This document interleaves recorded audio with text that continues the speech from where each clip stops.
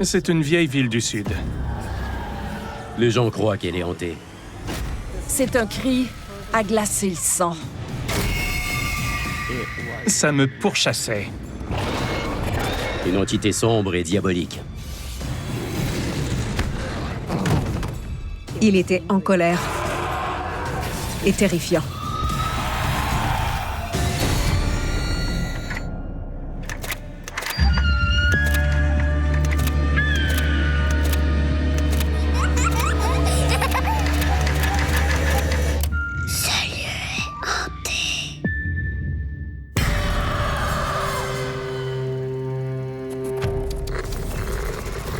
Un esprit frappeur libère une énergie implacable et invisible, qui crée des bruits terrifiants et projette des objets violemment.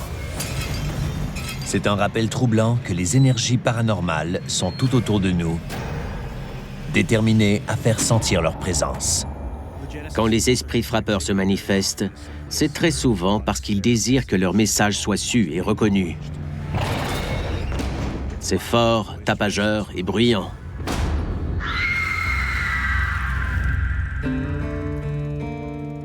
Leur présence est perceptible à Wilder dans le Kentucky, tout près de Cincinnati.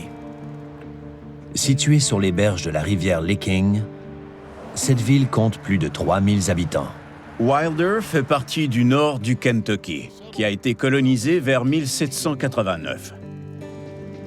La ville a toujours été un passage important à travers l'histoire. Grâce à son réseau fluvial, elle a aussi été un lieu commercial très achalandé, où il était facile de mettre nos produits sur le marché. Et très souvent, il s'agissait de bétail. C'est pour ça qu'on a des abattoirs tout autour de notre ville. Du milieu des années 1800 au début des années 1900, la ville de Wilder est en pleine effervescence grâce aux abattoirs. Mais il reste une petite région isolée et lugubre. Wilder est plutôt en retrait. Peu de gens la connaissent. C'est une de ces villes qu'on peut facilement rater. Elle est petite, et il y règne une ambiance de petit village. Malgré cette ambiance agréable, les habitants croient que des esprits sombres rôdent aux abords. À mon avis, Wilder est assurément hanté. J'ai ce sentiment chaque fois que je me promène ici. C'est inquiétant. Wilder est une ville étrange. Elle a une énergie particulière qui la rend unique. À Wilder, le lieu de prédilection de cette énergie fantomatique est un bar de musique country situé sur le site d'un ancien abattoir. Il est célèbre pour ses phénomènes paranormaux. Bobby Mackey's est un ancien bar honky-tonk. Mon mari l'a ouvert en 1978. Il joue avec son groupe chaque fin de semaine. On dit toujours, venez pour le fantôme, restez pour la musique.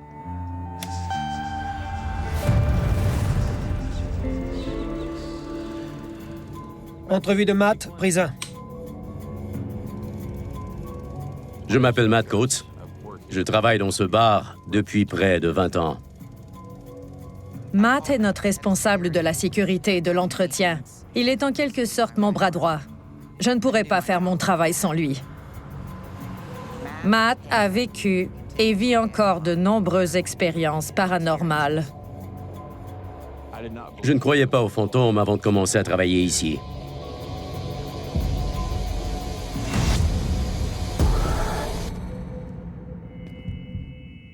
J'ai souvent eu peur.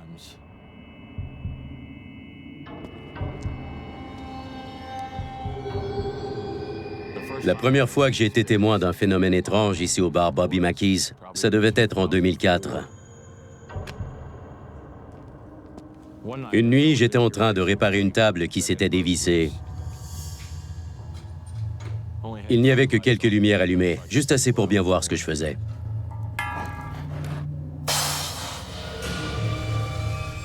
Et j'ai entendu retentir les cymbales de la batterie. C'était juste.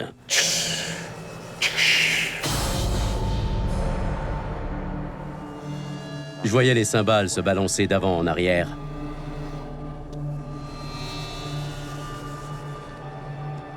Je suis venu à peu près à cet endroit et personne n'était assis là. Et soudain, j'ai entendu quelqu'un dire « Sortez !» Je me suis dit « Je ne reste pas là ». Je suis descendu de la scène et je suis sorti par la porte où je suis entré. Sortez! Quand il m'a dit de sortir, je suis sorti. Le mot poltergeist vient en fait d'un mot allemand signifiant esprit frappeur. Il agit généralement directement avec l'environnement et la personne en temps réel. Et dans l'obscurité de la nuit, après la fermeture du bar, les esprits frappeurs entament leur clameur menaçante. On a fermé vers 3 heures du matin. Tout le monde est déjà parti. Je suis ici. Je prends les chaises et je les empile. Bonsoir. Je peux vous aider? J'entends une femme dire « Bonsoir, je peux vous aider ?» Et je me dis « Un instant, je suis la seule personne ici. » Bonsoir. Je peux vous aider? J'ai soudainement eu envie de m'enfuir. Alors, je me suis mis à courir, j'ai dépassé le bar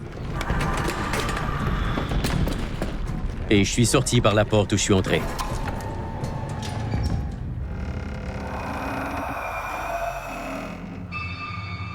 Vous partez toujours, Je sais. mais vous revenez. Ouais. Quelque chose à propos de cet endroit me pousse à revenir. C'est comme si on avait une emprise sur moi et que ça me ramenait ici. Matt est un grand costaud et il essaie d'être fort pour nous tous. Mais je sais que ça le bouleverse. Et j'ai toujours cru qu'il y avait des phénomènes paranormaux ici. Un soir, j'étais dans la boutique de souvenirs en train de plier des t-shirts et j'ai levé les yeux. J'ai vu l'affreux Harry à environ 2 mètres de moi. Matt, viens ici. L'affreux Harry est là-bas. Quand je suis arrivé dans la pièce, il est soudainement apparu. L'affreux Harry a des cheveux ondulés et touffus, comme une crinière de lion.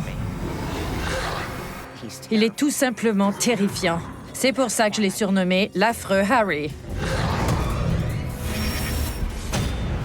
C'est horrible. Ça donne froid dans le dos.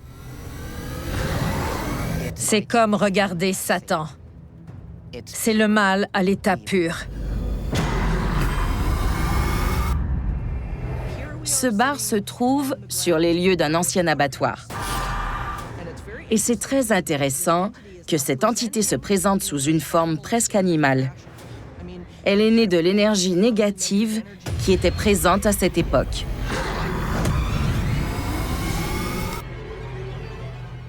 Quand j'entre dans ce bâtiment, je ressens beaucoup d'énergie négative.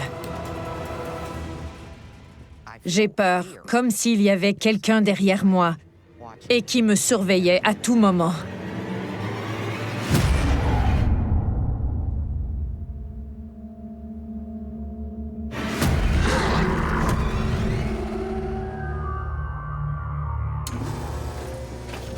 Ce qui est le plus effrayant ici, c'est la peur de l'inconnu.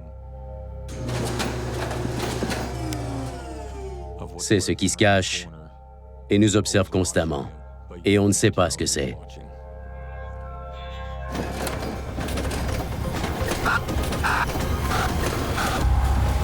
Parmi les entités maléfiques, il y a un fantôme qui terrorise Wilder depuis plus d'un siècle.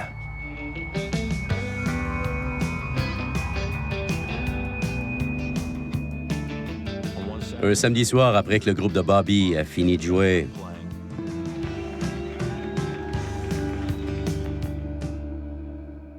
je rangeais le système sonore et j'étais seul à travailler. Je déplaçais les haut-parleurs pour les ranger au bon endroit.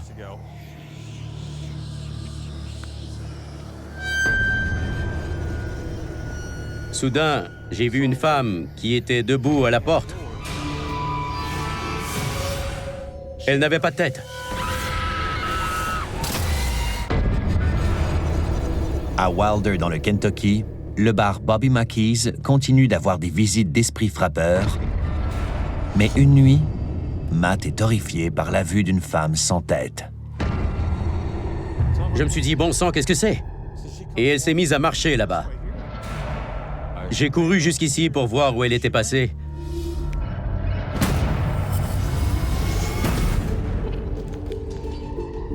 Mais elle avait disparu. Qui est la femme sans tête? Il s'agit de Pearl Bryan. Pearl Bryan a marqué l'histoire du nord du Kentucky. Son meurtre a fait la une des tabloïds à l'époque. En 1896, Pearl Bryan, qui était enceinte, a été décapitée par son petit ami et son associé. Selon certaines hypothèses, la tête aurait fini dans le puits d'un abattoir qui deviendrait plus tard le bar Bobby Mackey's.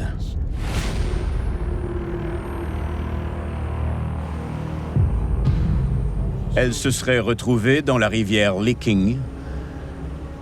Les personnes qui l'ont assassinée ont été les dernières à être pendues dans le comté de Campbell, au Kentucky.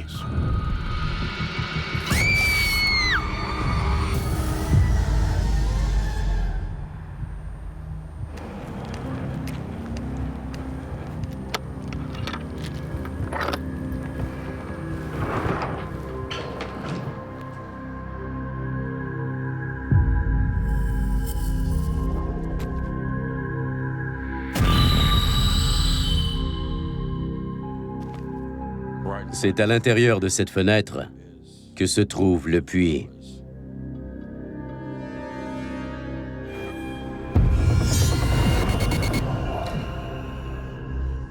On l'appelle le portail de l'enfer. Et c'est justement à cet endroit que se trouverait la tête de Pearl Bryan. Et on croit qu'elle ne partira pas avant de l'avoir retrouvée.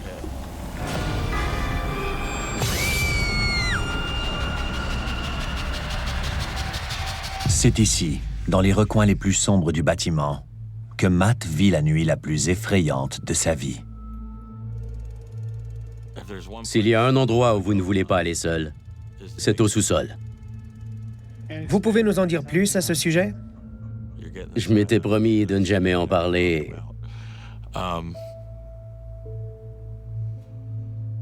Ça faisait quelques années que je travaillais ici, et on m'a dit que je n'étais plus le même, que j'avais changé en un claquement de doigts, comme si j'étais passé du côté obscur. On disait que j'avais les yeux noirs. J'étais la personne la plus gentille un instant et la plus méchante l'instant d'après. Laissez-moi quelques minutes pour me ressaisir.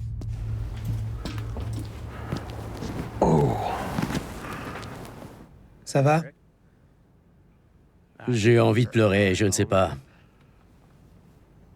Je suis triste.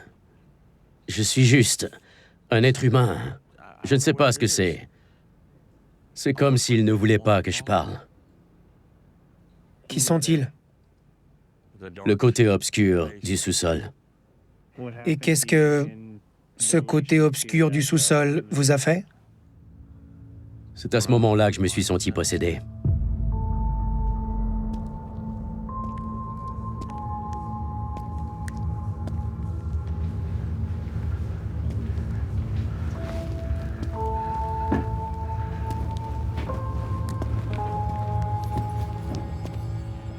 C'est la pièce où je travaillais.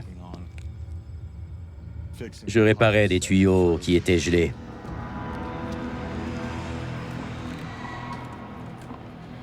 Il y avait une échelle installée à peu près ici.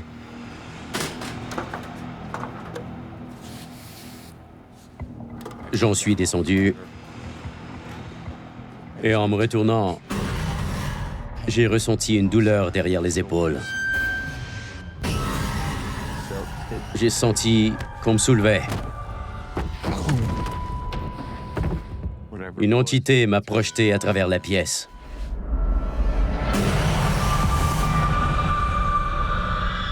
J'ai couru aussi vite que j'ai pu pour sortir d'ici.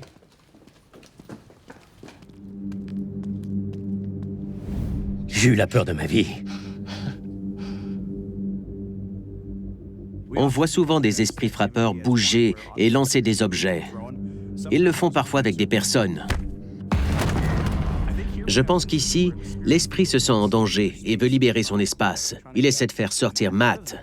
C'est terrifiant. Je ne veux rien avoir à faire avec ça. C'est maléfique. Qu'est-ce qui vous fait le plus peur? Qu'à tout moment, ces entités s'emparent de moi et me contrôlent. Hanté par ce contact physique terrifiant, Matt garde ses distances avec le bar. Il a trop peur d'y revenir.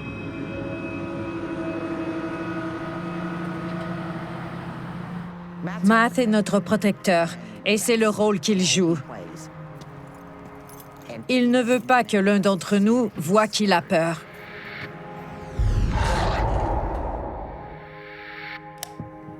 Si quelque chose le perturbe, comme un phénomène paranormal, il s'éloigne de nous jusqu'à ce qu'il se ressaisisse.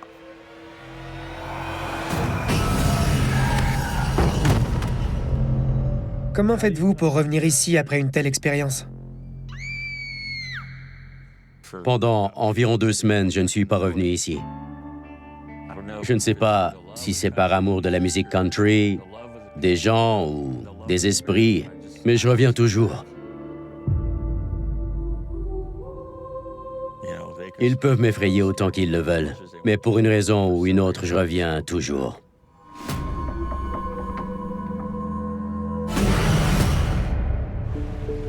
Alors que les esprits frappeurs restent dans les recoins sombres de Wilder, de l'autre côté du continent, dans la petite ville de Porterville en Californie, ils occupent effrontément le devant de la scène. Les gens aiment Porterville. On est une communauté tissée serrée avec nos écoles et nos équipes sportives. On ne peut aller nulle part sans croiser une vingtaine de personnes qu'on connaît déjà. Et l'histoire de notre ville est si spéciale. Pendant la ruée vers l'or du milieu des années 1880, des aventuriers affluent à Porterville. Ils s'installent et pratiquent l'agriculture. Rapidement, la ville devient un lieu animé de cow-boys et de chaos. Porterville était une localité tout à fait typique du Far West. Il y avait des meurtres, de la prostitution et de l'alcool. Quand des cow-boys recevaient leur paye, ils venaient en ville et ils dépensaient tout ce qu'ils avaient dans les bars en une seule nuit. Le problème, c'est que lorsqu'ils étaient ivres, ils commençaient à tirer et parfois des gens mouraient. C'était fou. Au fil des années, les bars de cette époque ont changé. Mais l'esprit du cow-boy continue de captiver les habitants avec ses clameurs et ses bruits tapageurs. Je possède le Palace. La première semaine, j'y étais avec ma fille. On était dimanche, donc c'était fermé, mais on a entendu des verres s'entrechoquer, comme si on les frappait. C'était bizarre. Et il y a eu des pas qui couraient vers l'ascenseur. Rien. Il n'y avait personne. On a vu des choses dans ce bâtiment qui n'étaient pas normales. Près de l'artère principale de Porterville se trouve le Barn Theatre, l'un des théâtres communautaires les plus anciens d'Amérique du Nord.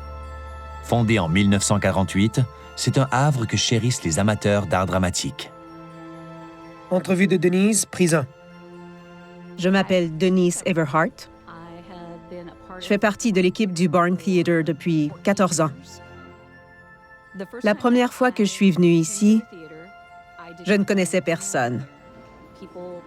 Les gens se comportaient comme si j'avais toujours été là. Ils m'ont fait monter sur scène, ils m'ont accueilli parmi eux et j'ai joué le jeu. Je me suis sentie comme chez moi ici. Et c'est ce dont j'avais besoin. On entre par les portes principales et ça nous ramène à une autre époque. Et quand les projecteurs s'allument, on est entraîné par cet événement spectaculaire. Veuillez prendre place. Le spectacle commencera dans 5 minutes. Alors que le rideau se lève, des esprits sinistres émergent et hantent le théâtre et Denise en manifestant leur présence. Durant mon premier spectacle, on était en coulisses et on attendait de monter sur scène. Dans la pièce des accessoires, il y avait des bâtons de baseball en plastique d'un spectacle précédent. Personne n'était là. Et tout à coup, ils sont tombés sans raison.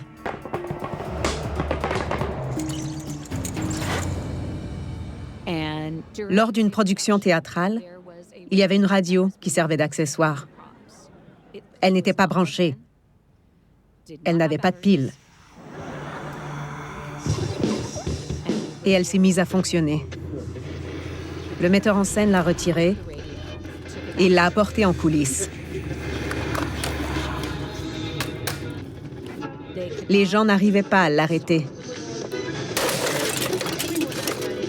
Elle a continué de jouer jusqu'à ce qu'elle soit entièrement détruite.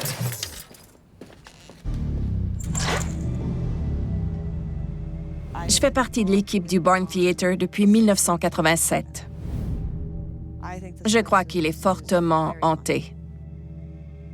Il s'y est passé trop de choses étranges pour qu'on puisse toutes les ignorer. Les théâtres sont des lieux vraiment merveilleux. Ces bâtiments dégagent une énergie très particulière. Ils sont vibrants et vivants. On y ressent tout un amalgame d'émotions. Et cet impact émotionnel a certainement une incidence sur les esprits frappeurs.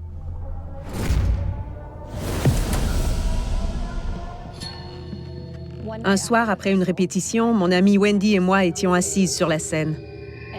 Alors qu'on parlait, on a vu un mouvement du coin de l'œil.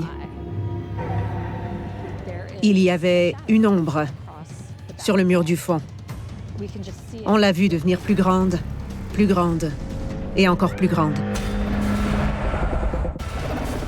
À Porterville, Denise et Wendy restent paralysées, tandis qu'une sombre entité hante le théâtre. Il y avait une ombre. Et par la suite, elle a pris la forme d'une personne.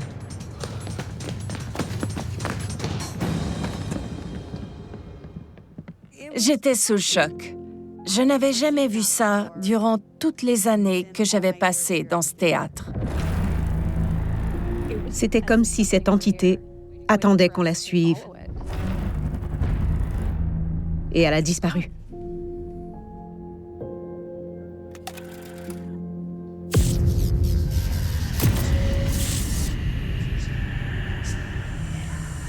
Des esprits frappeurs envahissent l'espace. Et les bruits assourdissants qu'ils font horrifient ceux qui travaillent au théâtre.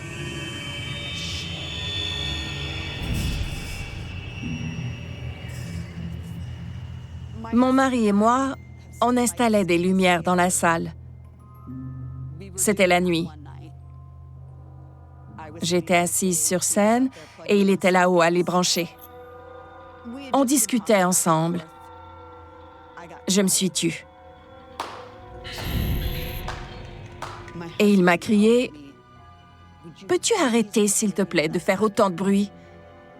Et j'ai dit que ce n'était pas moi. Il y avait quelqu'un au milieu des sièges qui applaudissait. Il le faisait bruyamment. C'était suffisant pour que Gordy et moi, on arrête tout et qu'on parte. C'était terrifiant.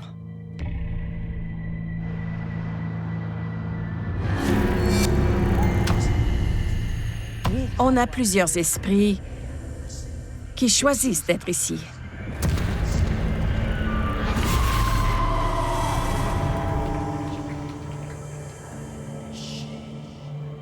Par une nuit sombre, après la tombée du rideau, Denise se retrouve face à un esprit théâtral qui exige un public.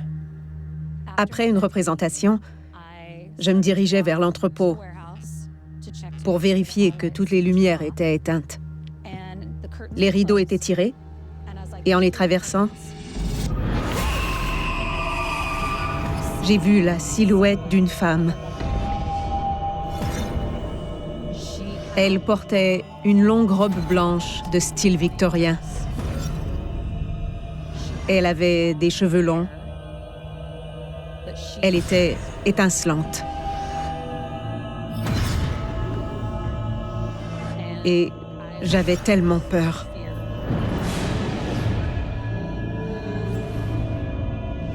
Je me suis retournée et j'ai couru aussi vite que j'ai pu.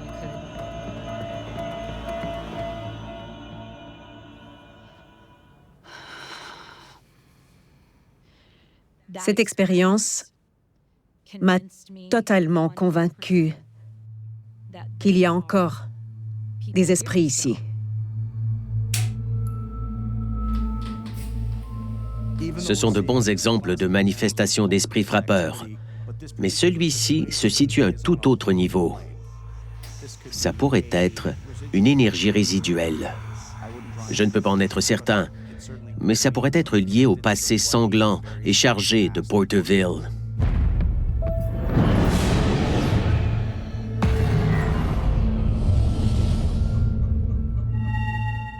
Il y a eu des moments où les esprits n'étaient pas très amicaux.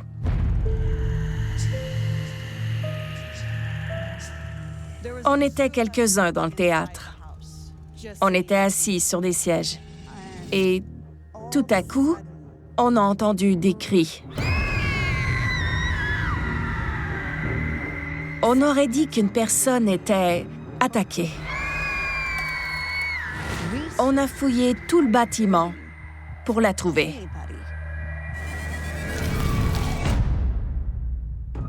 Mais il n'y avait personne.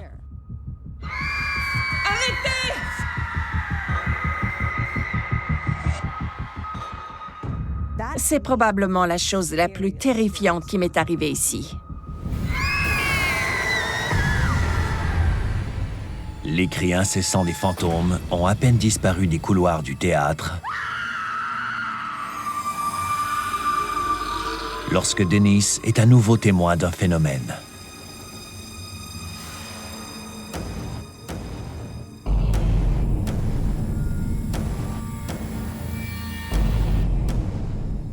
Tard un soir, après une journée à construire des décors et à peindre, je suis allée à l'arrière.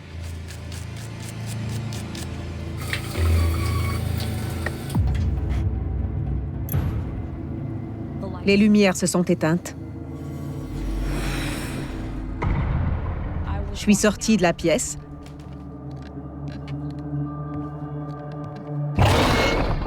J'ai entendu un grognement. Je n'avais jamais rien entendu d'aussi fort et d'aussi proche.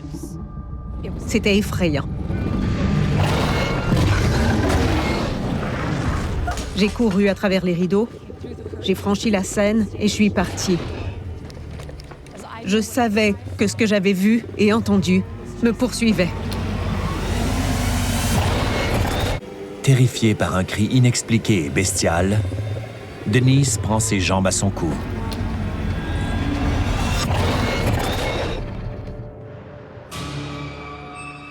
J'ai entendu un grognement très grave et menaçant. Je suis montée dans ma voiture et j'ai verrouillé les portières, horrifiée. Alors que je tremblais dans mon véhicule, à ma grande surprise, j'ai fini par me dire qu'il fallait que je retourne à l'intérieur et que j'affronte cette entité.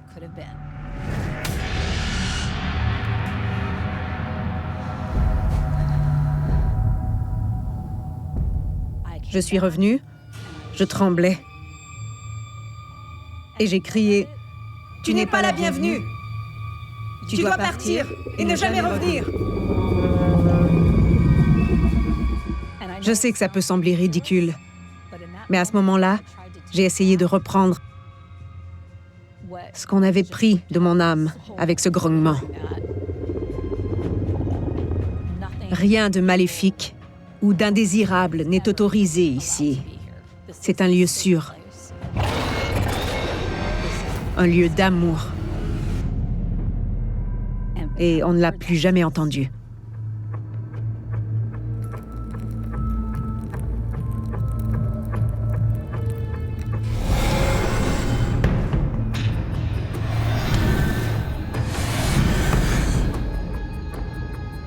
Denise a été témoin de phénomènes paranormaux parce qu'elle adore ce théâtre.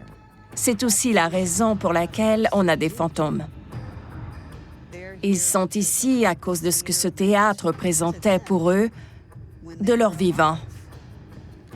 C'est une seconde maison pour tant de gens que je crois qu'elle le devient aussi quand on meurt.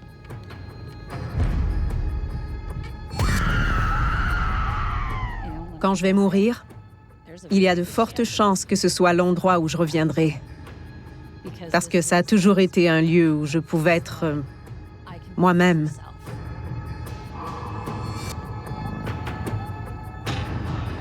Alors je crois que je finirai probablement ici.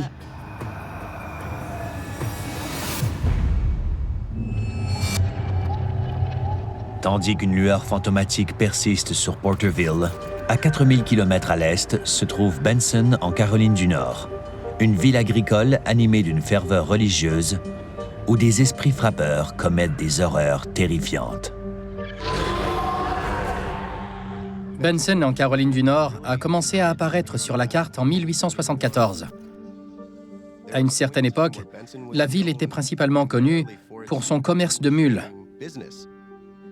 Et elle est célèbre pour sa célébration de la Journée de la Mule. C'est une ville très religieuse.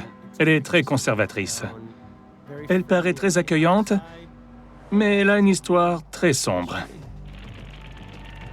Au début des années 1900, Benson était l'un des sièges du Ku Klux Klan, un groupe suprémaciste notoire ayant un passé brutal et violent.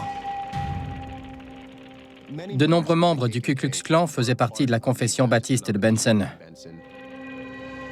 Et il y avait des cérémonies où ils brûlaient des croix. Certains résidents portent encore les cicatrices laissées par l'implication de ce groupe dans la ville. Quand les gens apprennent l'histoire de la ville de Benson, ils se disent qu'il est impossible qu'elle ne soit pas hantée. Certains quartiers de la ville sont hantés. Et il y a des moments où les choses ne sont pas là où elles devraient être dans notre boulangerie. Des choses bougent. On ne sait pas ce que c'est, mais on ressent tous la même chose. C'est une vieille ville du Sud. C'est sombre, c'est sinistre. Et on ne sait pas ce qui nous attend et ce qu'on verra dans chaque recoin.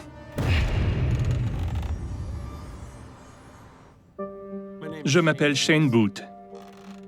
Entrevue de Shane, prise en... J'habite ici depuis 13 ans. Je ne vis pas seul. J'ai Mathilda, une chienne de 11 ans, et Bullet. Elle est méchante et grincheuse.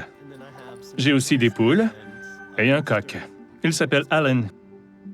J'habite dans une ancienne maison qui a été construite en 1891. C'était autrefois une église.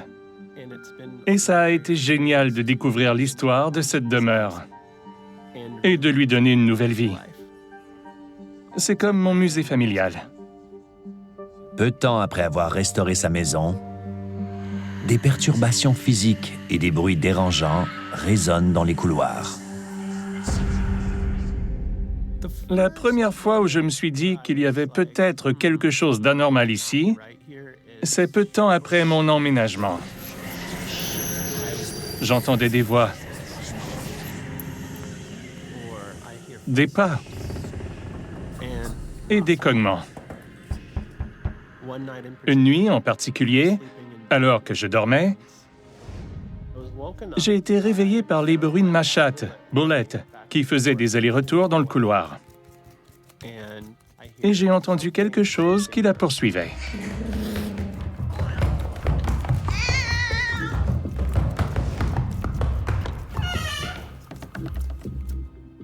Je m'attendais à voir un animal ou un désordre quelconque. Mais il n'y avait absolument rien. J'ai remarqué qu'il y avait une photo de mon arrière-grand-mère sur le plancher. Elle est habituellement dans un cadre, juste ici. Elle n'était donc plus au mur. Elle était hors de son cadre et elle était placée au beau milieu de ce carreau du plancher. Elle a été déchirée. Quelque chose a manifesté sa colère envers elle. Les bords sont déchirés. On voulait vraiment détruire cette photo. J'ai commencé à me demander ce qui se passait dans cette maison. Très souvent, pour attirer mon attention, les choses sont placées très méthodiquement. Les objets sont déplacés ou secoués, et cette fois, on a choisi quelque chose que j'aime et on l'a abîmé. Ces phénomènes paranormaux dans la maison sont intéressants. On entend un coup, un cognement, et on voit quelque chose. C'est l'objet qui a été déplacé. Voici comment l'esprit choisit de communiquer avec Shane pour essayer d'attirer son attention.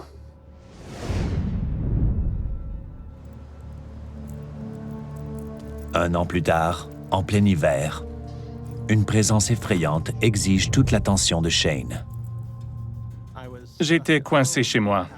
Il y avait une de ces tempêtes de neige qu'on voit rarement en Caroline du Nord, et je regardais la télévision.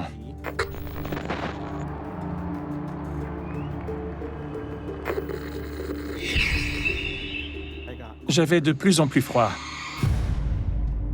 J'ai senti un regard glacial. J'avais l'impression qu'on me regardait. À Benson, en Caroline du Nord, Shane est témoin d'une apparition terrifiante au regard perçant.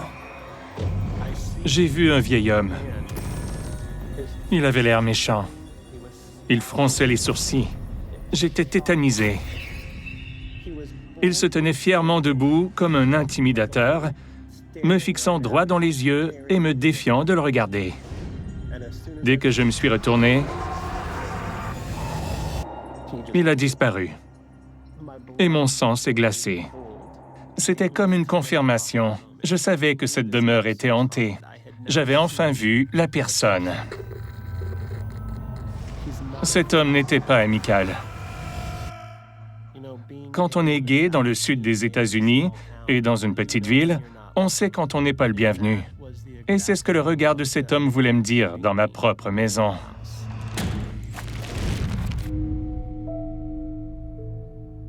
Monsieur Booth vit dans l'église baptiste d'origine de Benson. Elle a été transformée en habitation vers 1913. L'église baptiste est de confession extrêmement conservatrice. Et au début des années 1900, l'homosexualité était interdite dans cette ville. C'était quelque chose qui aurait été rejeté par la communauté. Je crois que le fantôme sait que je suis gay, et je ne pense pas qu'il aime que je le sois. C'est un petit espace conservateur. C'est une église. Ce vieil homme semble dater du début des années 1900. Il a probablement de nombreux préjugés contre quelqu'un comme Shane. Il n'est pas surprenant que ce dernier se sente intimidé par cette entité. Après cette apparition, les choses sont devenues plus intenses et plus effrayantes. Dites-nous ce qui s'est passé.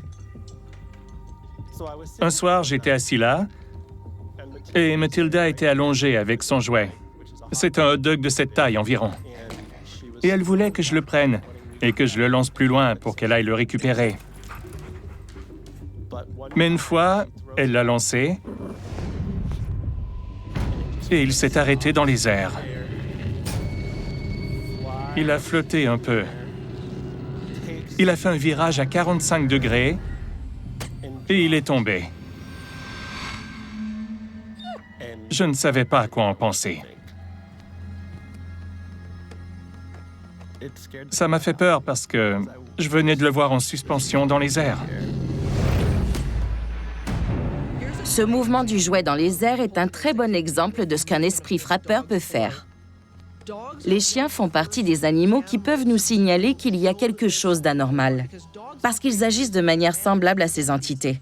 Ils sont territoriaux, ils veulent leur espace, et dans ce cas-ci, on observe le comportement territorial de l'esprit, ce qui est très fréquent.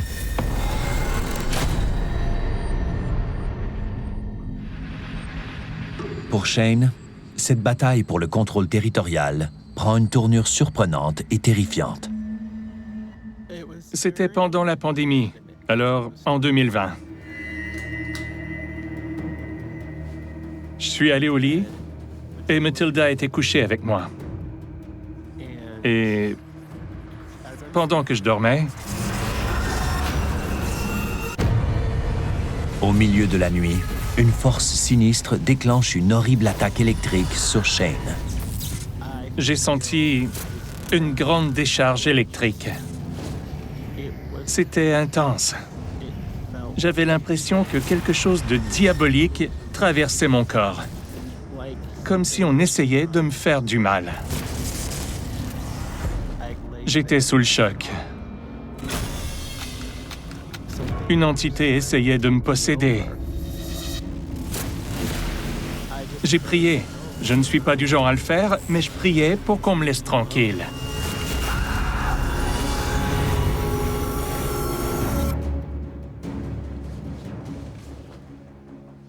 Ce que je ne savais pas, c'est que les choses allaient empirer.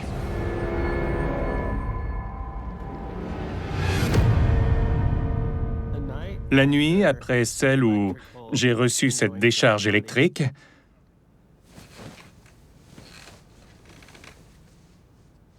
je dormais nerveusement.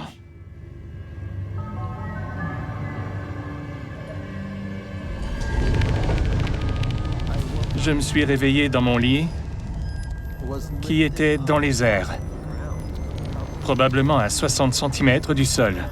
Et tandis que je me réveillais, le lit s'est écrasé. Et c'est un ancien lit en fer qui date des années 1800. Il est très lourd. Essayez de le soulever pour nous. Ah oui. Ce n'est pas léger.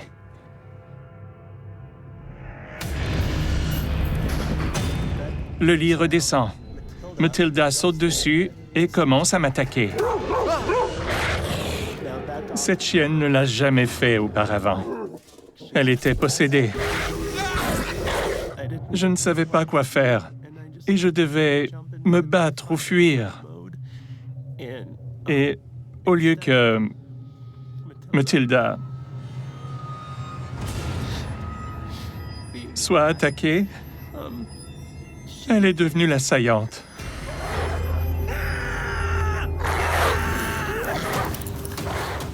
J'ai fini par la repousser. Je suis allé aux toilettes. J'ai fermé la porte et la griffé pour essayer d'entrer.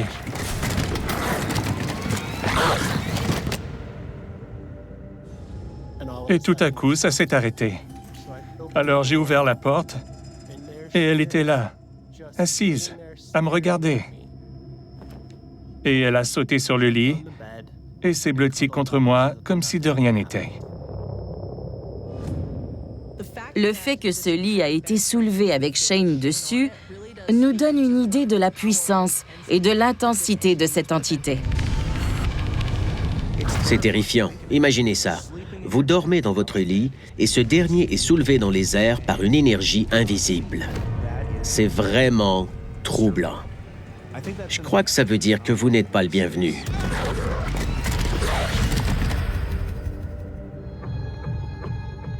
Cette entité se servait des choses que j'aime le plus au monde pour m'effrayer. Parce qu'elle ne veut pas de moi ici. Mais elle n'a pas atteint son objectif. Parce que rien ne pourra me chasser de la maison que j'adore.